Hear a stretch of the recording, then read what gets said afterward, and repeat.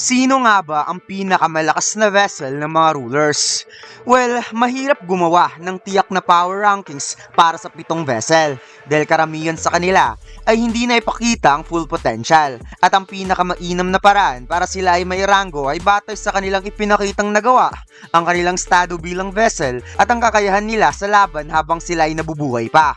Kaya irarank natin from weakest to strongest at magugulat kayo mga lods kung gaano kalakas ang number 1 at number 2 natin na ngayon ko lang din nalaman na sobrang lakas pala talaga nila at lampas sa expectation. Kaya huwag na nating patagalin pa, let's go! Ang top 7 natin mga lods ay si Jonas. Si Jonas ang pinakamalakas na hunter ng Brazil at isa rin sa vessel ng mga rulers. Ngunit napatay siya ng mga monarchs off-screen at hindi niya na-achieve ang level ng isang national level. At dahil sa kakulangan ng ipinakitang kakayahan at maagang pagkamatay, siya ay may tuturing nating pinakamahina na ruler's vessel.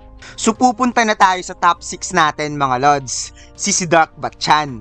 Si Siddharth Bachchan ay isang national level hunter at rulers ng vessel mula sa India, na kilala bilang isa sa pinakamalakas na hunter sa buong mundo. Gayunpaman, sa light novel, kakaunti lang talaga ang ibinigay na impormasyon tungkol sa mga kakayahan niya. Kaya't medyo mababa ang pwesto niya sa listahan dahil kulang ang mga malinaw na ipinakitang feats o konkretong gawa na magpapatunay sa buong lakas niya.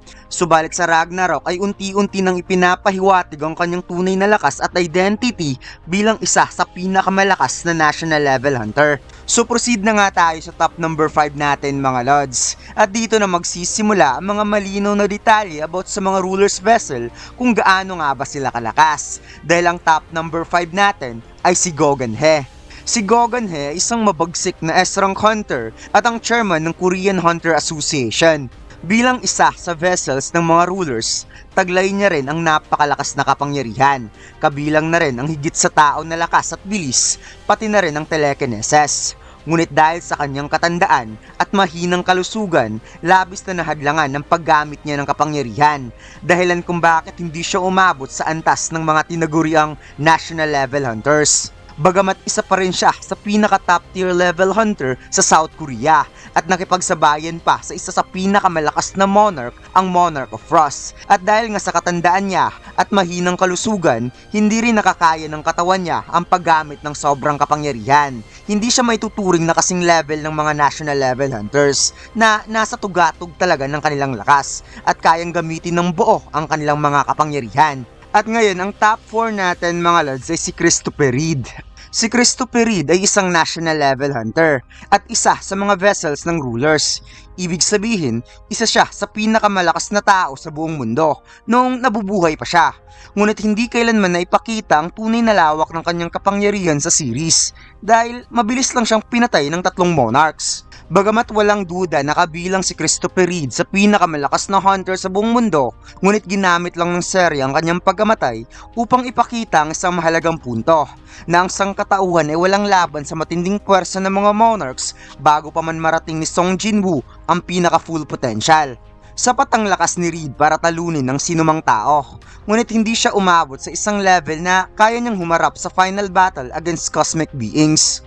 Ang top 3 natin mga lods ay wala nang ang iba, ang 7-star hunter na si Liu Zigang.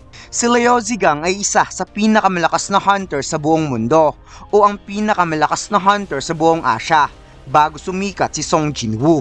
Kilala si Liu Zigang sa kanyang matinding bilis at mga energy-based na slash na kayang lumipol ng kalaban ng may sobra-sobrang lakas at eksaktong pagtama, at sa pagiging isang national level hunter na may kakaibang rank na tinatawag na 7-star hunter, isang rank level na exclusive lang para sa kanya sa rank system ng China. So bakit nga ba siya ang top 3 natin mga lods? Una, feats and power. Si Liu Zigang ay isa sa 5 hunter na nakatalo sa Dragon Kamish Dungeon Break. Patunay lang na sobrang lakas niya kahit sa simula pa lang ng series. At matapos ang raid sa Jeju Island, mag-isa niyang pinatay ang daan-daang ants na nagtangkang pumasok sa mainland China na halos walang kahirap-hirap. Pangalawa, 7-star hunter. Sa China, may sariling star ranking system para sa mga hunters, kung saan ang pinakamataas na karaniwang rank bilang S-rank hunter ay 5-star. Pero kakaiba si Liu Zigang dahil sa sobrang lakas niya, siya lang ang nag-iisang hunter na binigyan ng ranggong lampas sa limitasyon, ang 7-star hunter. So nasa top 2 na nga tayo mga lods. At ang top 2 nga natin mga lods ay ang pinakamalakas na hunter sa buong mundo ng solo leveling, bago pa man ang lahat. At ito nga ay wala ng iba, si Thomas Andre. Si Thomas Andre ay kilala bilang The Goliath. Siya rin ang guildmaster ng Scavenger Guild sa Amerika. Isa siya sa pinakamalakas na hunter sa buong mundo ng solo leveling. Ngunit sa world ranking ng manhwa, siya ang itinuturing na pinakamalakas na tao pagkatapos ni Song Jinwoo. At siya rin ang pinakamalakas na national level hunter. Ang lakas niya ay galing sa sobrang pisikal na kapangyarihan, exceptional durability, and unique tanker abilities na ibinigay mismo ng mga rulers sa kanya. So bakit nga ba siya ang pangalawa sa pinakamalakas mga lods? Una, ang kanyang special skill. Isa na nga rito ang reinforcement. Isang skill na sobrang nagpapataas ng depensa at lakas ng kanyang atake dahil tinatakpan ni Thomas Andre ang kanyang buong katawan ng golden armor. At mayroon din siyang skill na capture o ang kanyang ruler's authority.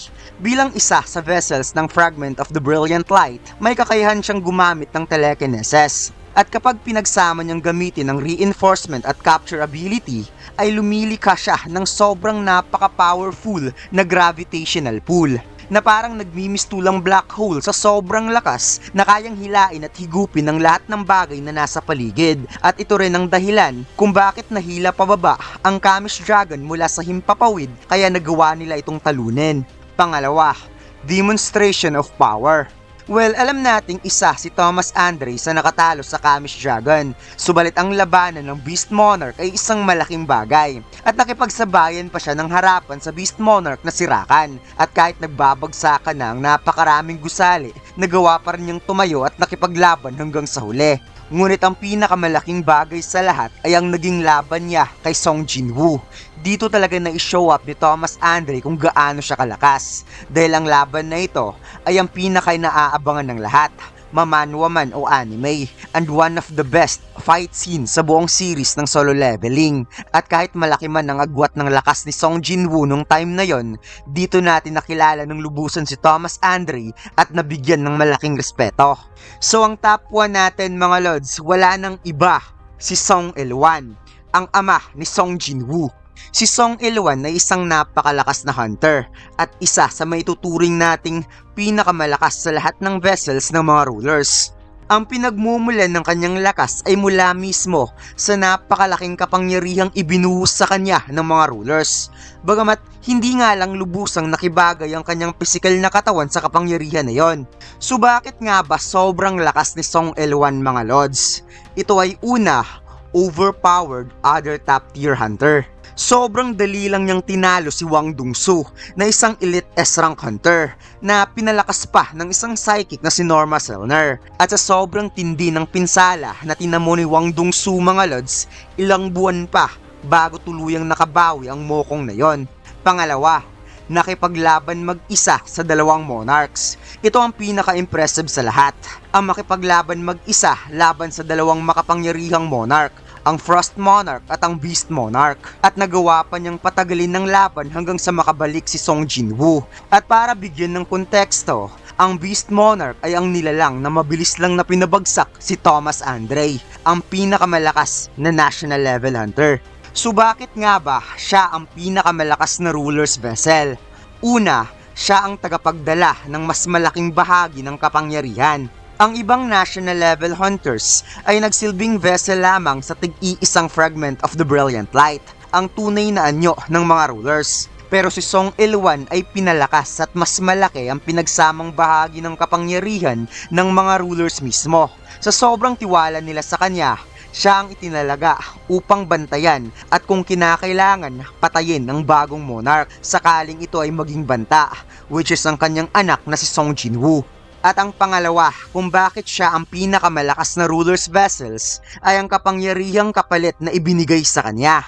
Hindi lubusang kayang taglayin ng katawang tao ni Song Il-wan ang napakalaking kapangyarihan na ibinigay sa kanya. Ito ang naging malaking kahinaan dahil sa tuwing sumobre siya sa paggamit ng kapangyarihan ng mga rulers, unti-unting bumibigay at nasisira ang kanyang katawan na kalaunan ay nagdala sa kanyang pagkamatay.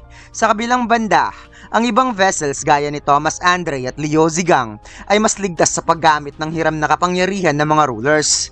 Kaya may tuturing nating si Song Elwan ang pinakamakapangyarihan sa lahat ng rulers vessels. And by the way, 7 rulers vessels represent the 7 fragment of the brilliant light.